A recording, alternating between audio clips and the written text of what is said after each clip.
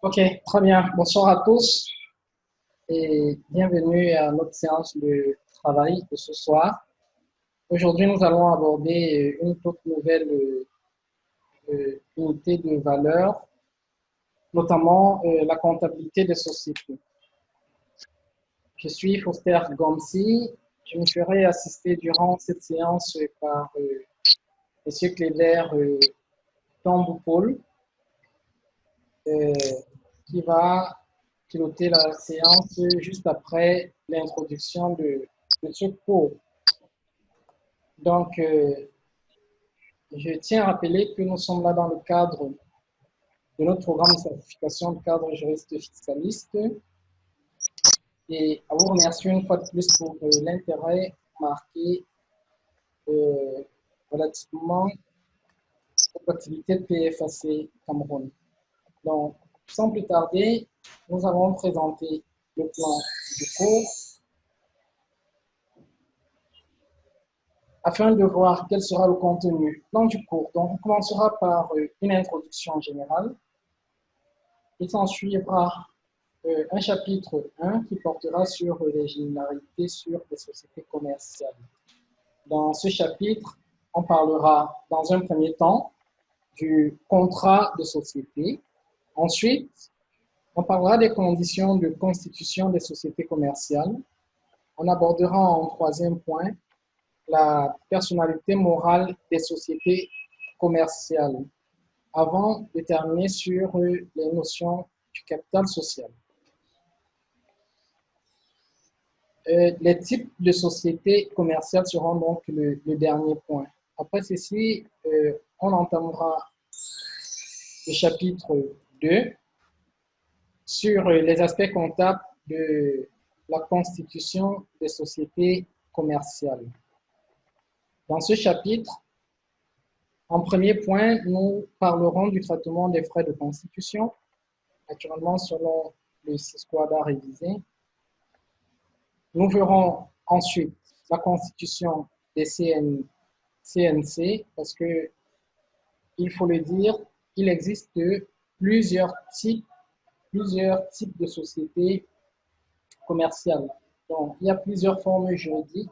Les sociétés commerciales peuvent prendre plusieurs formes juridiques. Après avoir parlé des CNC, des sociétés en non collectif, on abordera en troisième point la constitution des SARL, entendu ici les sociétés à responsabilité limitée. Puis, en rang 4, nous parlerons de la constitution des sociétés de capitaux, notamment les SA et les SAS. Ceci nous permettra, une fois qu'on aura parcouru l'ensemble des formes juridiques des différentes sociétés existantes, nous pourrions donc rentrer en, de plein fouet dans les opérations spécifiques liées à ces sociétés, notamment l'affectation du résultat. On aura donc l'affectation du résultat dans les sociétés de personnes. Et en termes de sociétés de personnes, nous parlons ici des sociétés en nom collectif. Faut aussi dire que à côté des sociétés en nom collectif, on a les sociétés en commandite simple. On n'abordera pas ce type de société dans le cadre de notre programme. On parlera en rang 2 de l'affectation du résultat dans les SARL, les SAS et les SAS. Donc, ici, ce seront les sociétés personnes morales, dans les sociétés de capitaux et les sociétés hybrides. Voilà de quoi sera constitué le chapitre 3. Le chapitre 4 parlera d'une toute autre opération spécifique à cette société qui est l'augmentation du capital. On verra les aspects juridiques dans un premier temps avant de revenir sur les aspects fiscaux.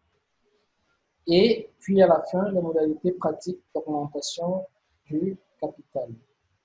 Une fois qu'on aura parlé de l'augmentation du capital, on abordera les opérations de réduction et d'amortissement du capital dans un autre chapitre qui sera le chapitre 5.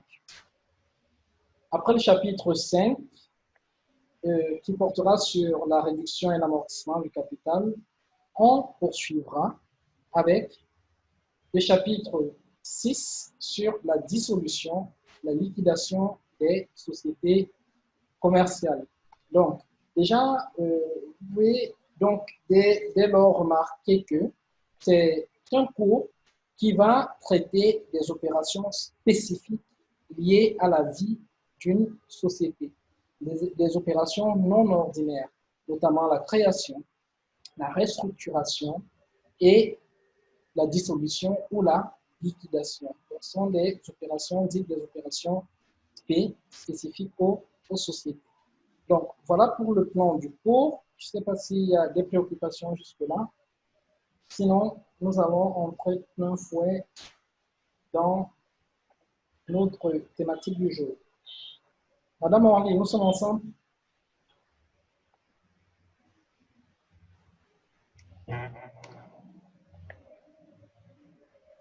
Madame Orly? Oui, monsieur Ngamsi.